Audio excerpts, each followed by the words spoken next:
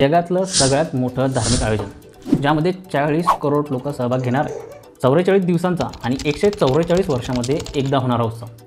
World biggest gathering म्हणून Guinness world रेकॉर्डमध्ये नोंद असलेला, युनेस्कोद्वारा इंटेंजेबल कल्चरल हेरिटेज ऑफ ह्युमॅनिटीचा दर्जा प्राप्त असलेला महाउत्सव. कुंभमेळ्याविषयी तुम्ही तुमच्या आयुष्यामध्ये एकदा तरी ऐकलेलं असेल. यावर्षी कुंभमेळा हा 13 जानेवारी ते 25 फेब्रुवारी दरम्यान प्रयागराज या ठिकाणी आयोजित केला जाणार आहे. यावर्षी होणारा कुंभमेळा हा तुमच्या आयुष्याचा शेवटचा कुंभमेळा असणार आहे. या तुमच्या लाईफमध्ये, या जीवनामध्ये तुम्ही साक्षी असणारा हा शेवटचा कुंभमेळा असणार आहे. असं का आहे? कारण की हा जो महाकुंभ आहे हा 144 वर्षानंतर होतो आणि तो आता यावर्षी होणार आहे. एकता आणि आध्यात्मिकतेचा महापर्व म्हणजेच महाकुंभ. मित्रांनो, का आहे कुंभमेळा एवढा प्रसिद्ध? कुंभमेळ्याचे प्रकार किती आहेत? कधी हा कुंभमेळा पार पडतो? हे कशा प्रकारे ठरलं जातं? कुंभमेळ्याचा पौराणिक आधार काय? कुंभमेळ्याचं आर्थिक गणित काय आहे? कुंभमेळा एवढा प्रसिद्ध का आहे? या संपूर्ण प्रश्नांची उत्तरं या व्हिडिओमध्ये आपण पाहणार आहे. नमस्कार मित्रांनो, मी किशोर गेते तुमचे जय भगवान मंडळी या आपल्या यूट्यूब चॅनलवरती स्वागत करतो. मित्रांनो, सर्वात पहिले आपण हे पाहूया की कुंभमेळ्याचे प्रकार किती.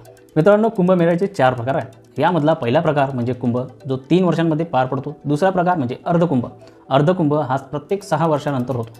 तिसरा प्रकार म्हणजे पूर्णकुंभ. पूर्णकुंभ हा 12 वर्षानंतर साजरा केला जातो किंवा आयोजित केला जातो. आणि चौथा आणि महत्त्वाचा प्रकार आहे महाकुंभ. आणि हे महाकुंभ प्रत्येक 144 वर्षानंतर आयोजित केला जाते.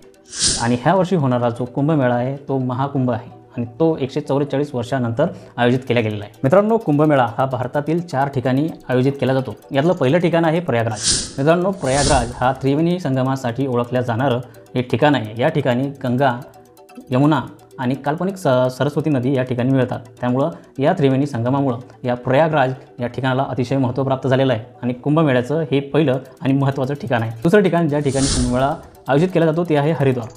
या ठिकाणी पहाडांमधून गंगा नदी वाहत येते आणि या ठिकाणी गंगा स्नान केल्या जाते. मित्रांनो, गंगा स्नान केल्यामुळं आत्मा आणि मन दोन्ही शांत होते. तिसरं आणि महत्त्वाचं ठिकाण आहे नाशिक. नाशिक हे गोदावरी नदीच्या काठावर असलेलं ठिकाण आहे, ज्या ठिकाणी कुंभमेळा आयोजित केला जातो. चौथं ठिकाण आहे उज्जैन. उज्जैन हे शिप्रा नदीच्या काठावर असलेलं शहर आहे आणि उज्जैन या शहराला खूप मोठा आध्यात्मिक इतिहाससुद्धा आहे. मित्रांनो, या 4 ठिकाणी कुंभमेळा भारतामध्ये आयोजित केला जातो. आतापर्यंत आपण कुंभमेळ्याचे प्रकार पाहिले आणि कुंभमेळा कोणकोणत्या ठिकाणी आयोजित होतो ते पाहिलं. आता आपण हे पाहूया मित्रांनो की नेमका ह्या ठिकाणी कुंभमेळा भरणार आहे हे कशा प्रकारे ठरवलं जातं. मित्रांनो, या 4 ठिकाणांपैकी कोणत्या ठिकाणी कुंभमेळा ठरल्या जाणार आहे किंवा कोणत्या ठिकाणी कुंभमेळा होणार आहे हे कसं ठरवलं जातं? हे ठरवण्यासाठी मित्रांनो काही ॲस्ट्रॉनॉमिकल अलाइनमेंट्स यांचा आधार घेतला जातो. यालाच खगोलीय संरचना असे सुद्धा म्हणतात. या सेलेस्टियल बॉडी यांच्या अवकाशातील पोझिशन्स ज्या 12 वर्षांमध्ये चेंज होतात त्यावर ह्या गोष्टी डिपेंड राहतात. विशेषतः ज्युपिटर या ग्रहावर म्हणजेच गुरु या ग्रहावर. मित्रांनो, गुरु या ग्रहाला सूर्याची एक परिक्रमा पूर्ण करण्यासाठी 12 वर्ष लागतात आणि या 12 वर्षालाच बेस करून कुंभमेळा हा भरला जातो आणि प्रत्येक 12 वर्षानंतर या 4 ठिकाणांवर कुंभमेळा हा भरत जातो. मित्रांनो, या ॲस्ट्रॉनॉमिकल अलाइनमेंटनुसार ठिकाण ठरवलं जातं. परंतु वेळ कशी ठरवली जाते? मित्रांनो, वेळ ठरवण्यासाठी ज्यावेळेस गुरुग्रह हा एका विशिष्ट राशीमध्ये असतो आणि सूर्य हा एका विशिष्ट राशीमध्ये येतो त्याबरोबर अलाइनमेंट्सनुसार ही कुंभमेळ्याची वेळ ठरवल्या जाते. आता हे आपण पाहूया. हरिद्वारमध्ये कुंभमेळा ज्यावेळेस गुरुग्रह हा कुंभ राशीमध्ये असतो आणि सूर्य हा मेष राशीमध्ये असतो त्यावेळेस हरिद्वारमध्ये कुंभमेळा भरतो. प्रयागराजमध्ये कुंभमेळा त्यावेळेस भरतो ज्यावेळेस गुरुग्रह हा वृषभ राशीमध्ये राहतो आणि चंद्र आणि सूर्य हे दोन्ही ज्यावेळेस मकर राशीमध्ये असतात त्यावेळेस प्रयागराज या ठिकाणी कुंभमेळा भरतो. तर नाशिक आणि उज्जैन ह्या दोन्ही ठिकाणी ज्यावेळेस गुरुग्रह हा लिओ म्हणजे सिंहस्थ राशीमध्ये असतो त्यावेळेस नाशिक आणि उज्जैन या ठिकाणी कुंभमेळा भरतो. आणि सिंह राशीमध्ये असल्यामुळं नाशिक आणि उज्जैन या ठिकाणी भरलेल्या कुंभमेळ्याला सिंहस्थ कुंभमेळा असे म्हणतात. आतापर्यंत हे तुमच्या लक्षात आलं असेल की कुंभमेळा कुठं होणार आहे, हे कसं ठरवले जाते आणि कधी होणार आहे हे कसं ठरवले जाते. आता मित्रांनो, आपण हे पाहूया की कुंभमेळा का भरला जातो, याचा पौराणिक आधार काय आहे. मित्रांनो, कुंभमेळ्याचा पौराणिक आधार आपण 2 पौराणिक कथांवरून समजून घेऊया. पहिली पौराणिक कथा अशी आहे मित्रांनो की एक कश्यप नावाचे ऋषी होते ज्यांना 2 पत्नी होत्या. त्यातली पहिली पत्नी होती कद्रू आणि दुसरी पत्नी होती विनता. यांच्या पहिल्या पत्नीला सर्पमाता म्हटले जाते. या जगात असलेल्या सर्व सर्पांची माता या कद्रूला म्हटले जाते. त्याचं कारण असं आहे की तिने ऋषी कश्यप यांच्याकडे वरदान मागितले होते की मला 100 विषारी पुत्र पाहिजेत. तेव्हा ऋषी कश्यपांनी तिला तसं वरदान दिलं आणि त्याच्यानंतर तिला 100 अंडे मिळाले ज्याच्यातून 100 विषारी सर्प झाले आणि अशा प्रकारे ती सर्पमाता बनली. कद्रूच्या वरदान मागितल्याच्यानंतर ऋषी कश्यप यांच्या दुसऱ्या पत्नी म्हणजेच विनता यांनीसुद्धा ऋषी कश्यपकडे वरदान मागितलं की मला कद्रू एवढे 100 पुत्र नको, परंतु माझे जेही पुत्र असतील ते कद्रूच्या पुत्रांपेक्षा ताकदवर असले पाहिजे. ऋषी कश्यप यांनी ज्यावेळेस विनता अशा प्रकारे वरदान मागते त्यावेळेस ऋषी कश्यप विनताला सुद्धा वरदान देतात आणि तिला 2 अंडे मिळतात. या 2 अंड्यांमधून सुद्धा बाळ निघणार होते, परंतु कद्रूचे बाळ झालेले होते आणि विंता आईच्या अंड्यांमधून अजूनही बाळ झालेलं नसल्यामुळे, पेशन्स नसल्यामुळे विंता त्यातलं एक अंड फोडते, त्यातून एक अंडर डेव्हलप किंवा डेव्हलप न झालेलं असं बाळ बाहेर येतं, ज्याला पंख असतात. आणि या कृत्यामुळं ते सुद्धा क्षतिग्रस्त होतं आणि ते आकाशामध्ये उडून जात असताना तिच्यावर नाराजी व्यक्त करत म्हणते, जे तू माझ्यासोबत केलं ते दुसऱ्या अंड्यासोबत करू नको, पेशन्स ठेव, त्याला वेळे अगोदर फोडू नको. त्या बाळांनी सांगितल्यानुसार विनिता पेशन्स ठेवते आणि दुसऱ्या अंड्यातून ज्यावेळेस बाळ बाहेर येतं त्याला गरुडाचं शिर असतं आणि माणसाची बॉडी असते. अतिशय शक्तिशाली असं हे बाळ बाहेर येते आणि त्याचं नाव ठेवलं जातं गरुड. आणि जे पहिले बाळ झालेलं होतं त्याचं नाव होतं अरुण. ज्यावेळेस हा गरुड बाहेर येतो किंवा हा जन्म घेतो तोपर्यंत त्याची आई म्हणजे विंता ही कद्रू आणि तिच्या मुलाची गुलाम झालेली असते. त्यावेळेस हा गरुड ह्या कद्रू आणि तिच्या मुलांना विचारतो, माझ्या आईला गुलामीतून मुक्त करण्यासाठी काय करू. त्यावेळेस कद्रू आणि तिची मुलं त्यांच्याला सांगतात की आम्हाला वैकुंठातील अमृत कलश आणून दे. आणि आपल्या आईला सोडण्यासाठी ज्यावेळेस हा गरुड वैकुंठामध्ये जातो आणि तिथून अमृत कलश घेऊन येत असताना त्याला संपूर्ण देव वाढवतात. परंतु हा गरुड एवढा ताकदवर असतो किंवा एवढा पराक्रमी असतो की सर्व देवांना हरवून तो समोर निघलेला असतो. यावेळेस सर्व देव भयभीत होऊन विष्णूंकडे जातात आणि विष्णूंना मदत मागतात की एक विचित्र प्राणी आलेला आहे, ज्याचं शिर गरुडाचं आहे आणि ज्याला पंखसुद्धा आहेत आणि त्याचं शरीर माणसासारखं आहे, तुम्ही त्याला अडवा, तो अमृत कलश घेऊन चाललेला आहे. त्यावेळेस विष्णू त्याला अडवायला जातात. विष्णूसोबत त्याचं युद्ध चालू होतं. युद्ध चालू होत असताना विष्णूंच्या हे लक्षात येतं की हा याच्याजवळ अमृत कलश असतानासुद्धा हा पीत नाही आहे, हा कोणासाठी तरी घेऊन चाललेला आहे. त्यावेळेस विष्णू हे त्या गरुडाला विचारतात की जर तुला हे अमृत प्यायचं नाही तर तू कोणासाठी घेऊन जात आहे, तू अमृताची चोरी का करत आहे. त्यावेळेस गरुड संपूर्ण हकीकत ही विष्णूला सांगतात की हे अमृत मी माझ्या आईसाठी घेऊन चाललेलो आहे. त्यावेळेस विष्णू त्याला असं म्हणतात की ठीक आहे तू घेऊन जा, परंतु जर तू माझा वाहन होत असशील ह्या अटीवर तू हे अमृत घेऊन जाऊ शकतो. गरुड विष्णूंची ही अट मान्य करतो आणि विष्णू त्यांना हे अमृत घेऊन जायला मान्यता देतात.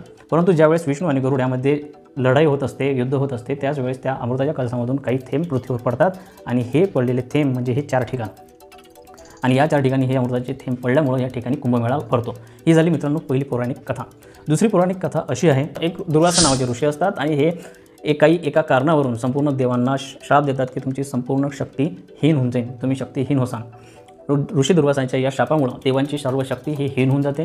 आणि जसंच दानवांना ही गोष्ट कळते, असुरांना जशी ही गोष्ट कळते की देवांची शक्ती हीन झालेली आहे, ते स्वर्गलोकावर आक्रमण करून घेतात आणि ताबा करून घेतात. याच्यानंतर संपूर्ण देव हे ब्रह्मदेवांकडे जातात आणि सांगतात की असुरांनी आमचं आक्रमण केलेलं आहे आणि आमचं स्वर्ग हिसकावून घेतलेलं आहे. त्यानंतर ब्रह्मदेव या सर्व देवतांना घेऊन विष्णुदेवांकडे जातात.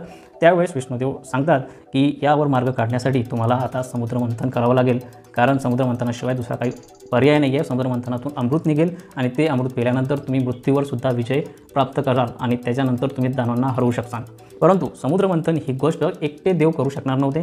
त्यामुळे राक्षसांना किंवा असुरांना सुद्धा बोलवल्या जाते, त्यांच्याशी बोलणी केली जाते. राक्षसांचे जे राजा असतात बळी, ते या गोष्टीला मान्यता देतात कारण की त्यांना सुद्धा अमृताची लालसा असते.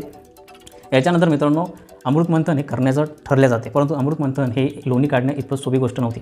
अमृतमंथन करण्यासाठी मंदार पर्वत याला पोल म्हणून वापरले जाते, तर दोर म्हणून नागांचे राजा वासुकी यांचा वापर केला जातो. तो ज्यावेळेस समुद्रमंथन होत होतं त्यावेळेस हा मंदार पर्वत समुद्रामध्ये डुबायचा वर यायचा, यामुळं समुद्रमंथनामध्ये अडथळा निर्माण होत होता.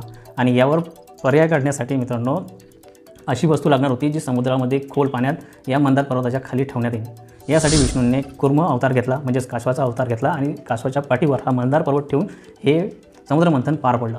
आणि मित्रांनो जसं समुद्रमंथन पार पडलं आणि समुद्रमंथनामधून जसं अमृत बाहेर निघलं तसं देव आणि दानव यांच्यामध्ये अमृतासाठी किंवा या अमृत कलशासाठी वाद चालू झाले, युद्ध चालू झाले आणि हे युद्ध 12 दिवस चालले. आणि हे 12 दिवस म्हणजे देवांचे 12 दिवस जे आपल्या 12 वर्षांच्या समान असतात. त्या 12 दिवसांमध्ये देव ज्या ज्या ठिकाणी थांबले विश्रांतीसाठी त्या ठिकाणी हा अमृत कलश ठेवला गेला आणि ही ती 4 ठिकाणं आहेत आणि ह्या 4 ठिकाणी कुंभमेळा आयोजित केला जातो. मित्रांनो अशा प्रकारे ही आहे दुसरी कुंभमेळ्याची पौराणिक आख्यायिका. यानंतरचा महत्त्वाचा प्रश्न म्हणजे ह्या कुंभमेळ्यामध्ये नेमकं होतं काय. मित्रांनो कुंभमेळ्यामध्ये या ठिकाणी गंगा आरती होते, महास्नान या ठिकाणी केल्या जाते, भजन कीर्तन याशिवाय पिंडदान यासारखे कार्यक्रम होतात.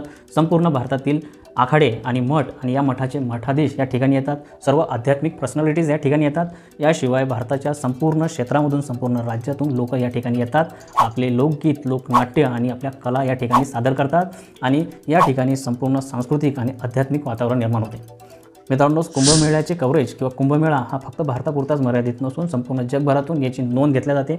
भारताबाहेरून सुद्धा फॉरेनर्स आणि इतर देशातील लोक कुंभमेळा अटेंड करण्यासाठी येतात. कुंभमेळ्यावर रिसर्च केल्या जाते.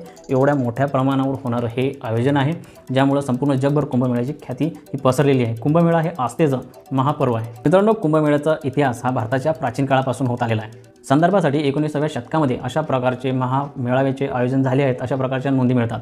याशिवाय चीनी यात्री हेन्सांग याच्यासुद्धा प्रवास वर्णनांमध्ये अशा प्रकारच्या महामेळाव्याचे आयोजन झालेले असे उल्लेख आढळतात. मित्रांनो, ऋग्वेदामध्ये समुद्रमंथन आणि अमृताच्या कथेंचा उल्लेख आढळतो. वेदांमध्ये असलेल्या या उल्लेखांमुळे या आयोजनाचा बेस आपल्या लक्षात येतो. गुप्त राजवंशाच्या काळामध्ये, मौर्य राजवंशाच्या काळामध्ये सुद्धा कुंभमेळ्याचे उल्लेख आढळतात. काळानुसार कुंभमेळा हा एकता आणि आध्यात्मिक ज्ञानाचे प्रतीक बनत गेला. जसा जसा काळ होत गेला तसा कुंभमेळा हा धार्मिक आणि आध्यात्मिक एकता तसेच ज्ञान या गोष्टीचं प्रतीक हा वेळेनुसार कुंभमेळा बनत गेलेला आहे. या कुंभमेळ्यामुळे अनेक साधू, संन्यासी, विद्वान यांच्या संगम व्हायला सुरुवात झाली. वेगवेगळ्या प्रकारचं नॉलेज आणि वेगवेगळ्या प्रकारची माहिती, हिंदू धर्माचे पंथ संप्रदाय एकत्र यायला सुरुवात झाली. हे सर्व घडलं या कुंभमेळ्यामुळं. राजा हर्षच्या काळामध्ये सुद्धा कुंभमेळ्याचा उल्लेख आढळतो. कुंभमेळ्याचे धार्मिक, आध्यात्मिक याशिवाय आर्थिक महत्त्वसुद्धा अनन्यसाधारण आहे. हे समजून घेण्यासाठी आपण काही आकडेवारी पाहूया. 2019चा कुंभमेळा आयोजित करण्यासाठी सरकारने जवळपास 42 कोटीचा खर्च केला होता. परंतु या कुंभमेळ्याच्या दरम्यान अर्थव्यवस्थेमध्ये जे ट्रान्झॅक्शन झाले, जे व्यवहार झाले आणि अर्थव्यवस्थेला जी चालना मिळाली त्याची एकंदर व्हॅल्यू ही 1,30,000 कोटी एवढी होती. त्यामुळे कुंभमेळ्याचं आर्थिक गणित हे खूप मोठं आहे आणि यामुळे अर्थव्यवस्थेला एक मोठा बूस्ट मिळतो. 2019च्या कुंभमेळ्यामध्ये जवळपास 6 लाख लोकांना रोजगार मिळाला होता. यातले 2.5 लाख रोजगार हे फक्त आरोग्य विभागाशी रिलेटेड होते. आणि या कुंभमेळ्याच्या कालावधीत जे स्थानिक उद्योगपती असतात किंवा स्थानिक दुकानदार असतात, त्यामध्ये छोटे दुकानं असो की हॉटेल, रेस्टॉरंट असो, हे जे राहतात हे या कुंभमेळ्याच्या कालावधीतच जवळपास त्यांचा वर्षभराचा बिझनेस किंवा वर्षभराचा व्यापार ह्या काही दिवसांमध्ये करतात. त्यामुळे अर्थव्यवस्थेला आणि व्यापाराला मोठ्या प्रमाणावर चालना मिळते. मित्रांनो, कुंभमेळा हे जगातलं एक मोठं धार्मिक आयोजन आहे आणि जगातलं सगळ्यात मोठं आयोजन म्हणून याची नोंदसुद्धा करण्यात आलेली आहे. हे एवढं मोठं आयोजन करण्यासाठी अनेक चॅलेंजेससुद्धा फेस करावे लागतात. यासाठी सरकारने काय तयारी केलेली आहे? महाकुंभ 2025मध्ये traffic and crowd management data 2025 नुसार जवळपास 40 कोटी लोक येणार आहेत आणि या 40 कोटी लोकांसाठी 1.5 लाखापेक्षा जास्त टेंटची व्यवस्था, याशिवाय 1.5 लाखांपेक्षा जास्त टॉयलेटची व्यवस्थासुद्धा करण्यात आलेली आहे. आता महाकुंभ हा एक जिल्हा बनवण्यात येणार आहे. या आयोजनापुरता महाकुंभ यासाठी हा जिल्हा बनवण्यात येणार आहे आणि हा जिल्हा प्रशासनाच्या दृष्टीने बनवण्यात येणार आहे, जेणेकरून येणाऱ्या भाविकांचे काही हाल होऊ नये आणि त्यामध्ये काही गैरसोय होऊ नये यासाठी अशा प्रकारचा जिल्हा फॉर्म केला जाणार आहे. जेव्हा महाकुंभ समाप्त होईल त्यानंतर हा जिल्हा डिझॉल्वसुद्धा करण्यात येणार आहे. ड्रोनने निगराणी राखण्यात येणार आहे. AI कॅमेऱ्यांचा वापर करण्यात येणार आहे. ट्रॅफिक कंट्रोल, पार्किंग अशा प्रकारच्या व्यवस्थेवर मोठ्या प्रमाणावर भर देण्यात येणार आहे. याशिवाय भाषिणी ॲप, कारण की संपूर्ण देशभरामधून अनेक लोक या ठिकाणी हजर होणार आहेत. तर वेगवेगळ्या भाषेतील वेगवेगळ्या लोकांसाठी भाषिणी या ॲपचा वापरसुद्धा करण्यात येणार आहे, जेणेकरून लोकांना किंवा भाविकांना या ठिकाणी आल्यानंतर काही अडचण होऊ नये, त्यांना योग्य वेळेवर मदत मिळावी यासाठी भाषिणी ॲपचा सुद्धा वापर केला जाणार आहे. तर भारतीय रेल्वेकडून कुंभ रेल सेवा 2025 हे ॲपसुद्धा जारी करण्यात आलेलं आहे आणि कुंभमेळ्यासाठी जवळपास 13,000 ट्रेन्स आणि 3,000 स्पेशल ट्रेनसुद्धा चालू करण्यात आलेली आहेत. मित्रांनो, या तयारीनंतर आणि एवढ्या आयोजनानंतर तुमच्या लक्षात येईल की कुंभमेळा हे किती मोठ्या प्रकारचं, किती प्रचंड असं आयोजन आहे. कुंभमेळा हे हिंदू संस्कृती आणि सनातन हिंदू संस्कृतीचं मोठं प्रतीक आहे. आस्थेचं एक मोठं प्रतीक आहे. संपूर्ण देशभरातून कुंभमेळ्यासाठी लोक जमा होतात. या ठिकाणी मोठी गॅदरिंग होते. पिंडदान, शाही स्नान, भजन कीर्तन, लोकनृत्य, लोकगायन अशा प्रकारचे अनेक कार्यक्रम या ठिकाणी येतात. हिंदू धर्माचे सर्व मठाधिपती, मोठमोठी विद्वान या ठिकाणी हजर राहतात. या ठिकाणी नागासाधूसुद्धा येतात, ज्यांना शाही स्नानांचा मान नागासाधूचा यावेळेस असतो. मित्रांनो, अशा प्रकारे आपण या व्हिडिओमध्ये कुंभमेळ्याबद्दल संपूर्ण डिटेल माहिती तुम्हाला दिलेली आहे. हा व्हिडिओ तुम्हाला जर आवडला असल्यास नक्की व्हिडिओला लाईक करा आणि आपल्या चॅनलला सबस्क्राईब करा.